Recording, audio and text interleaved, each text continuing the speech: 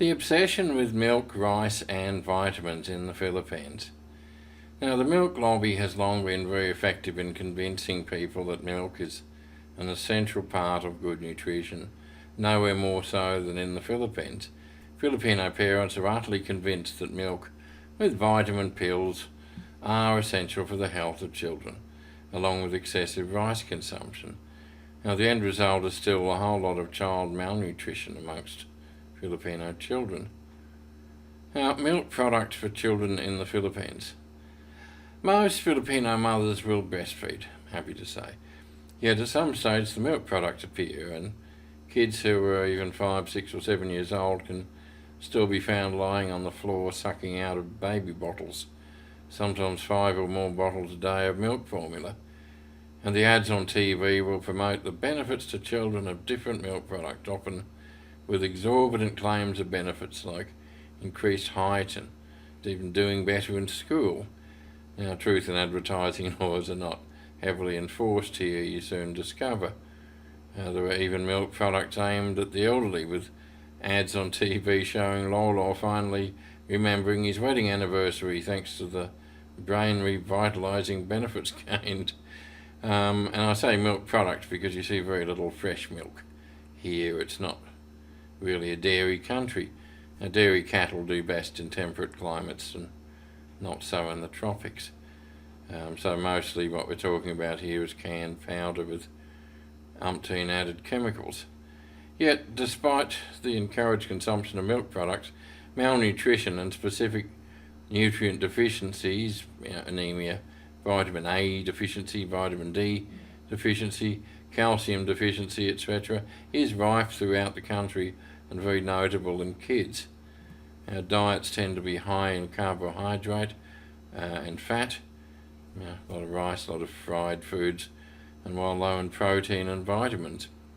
Now, carbohydrate allows bodies enough energy to move around, but it doesn't build growing bodies like protein and vitamins. Now, the Australian diet by comparison. Now, I grew up like a typical suburban Australian through the late 1960s and 70s, eating the standard Australian diet. Meat and 3 veg dinners, bowl of fruit on the table, eggs for breakfast, Vegemite sandwiches for lunch, and my Aussie kids grew up much the same, except there was a bit more variety than meat and 3 veg, a little bit tastier too. Still, always meat and veggies and carbohydrates in a healthy proportion, and I ended up with 6 foot tall plus sons with no stunting. And you know what? No milk products, other than cheese, but not drinking milk. No daily vitamins. I never once heard a doctor in Australia say, give this child milk or to prescribe multivitamins.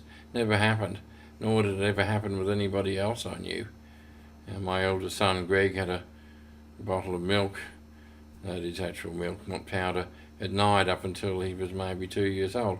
Now Jeremy, he never drank from a baby bottle in his life, and I was the same. No living memory of ever drinking milk, which means I must have been very young the last time I had any. Yet in Australia you don't see stunted kids. You don't see kids with brown stumps in their mouths where teeth used to be, and it has nothing to do with the consumption of milk and vitamins, rest assured. It all has to do with balanced diets. Now, the consumption of enough building blocks, that means proteins and vitamins, to make kids grow normally. Now, better alternatives to the Filipino diet. The common response you get when you suggest to Filipinos that their kids should eat better is that they can't afford it. And yes, this is often the case, but whilst I acknowledge that most people can't feed their kids on steak and an array of fresh fruit, there are still changes that can be made to get the balance right, which are affordable, readily available too. Now, protein.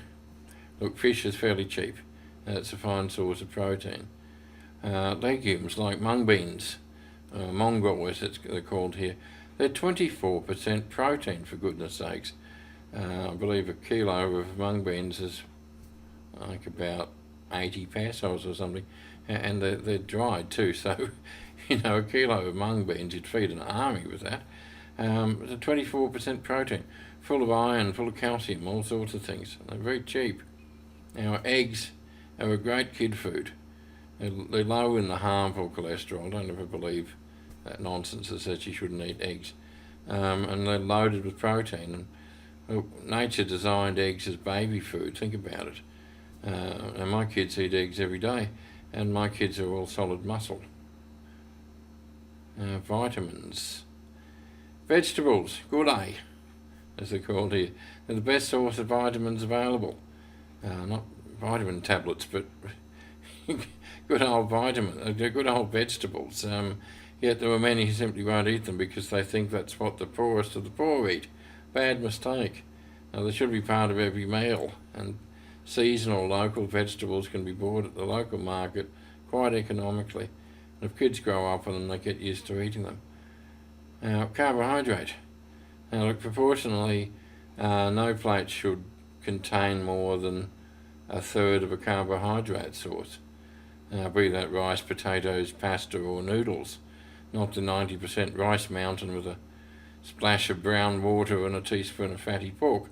Now, in our household, the rule is no more than a third rice, 1/3 vegetables, 1/3 meat, and we have a house full of healthy kids.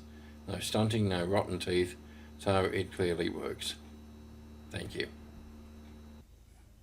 This video was brought to you by Down Under Visa, who specialise in visas for Australian Filipina couples. Please visit our website and complete a free visa assessment form. And please watch some of our other videos. Thank you.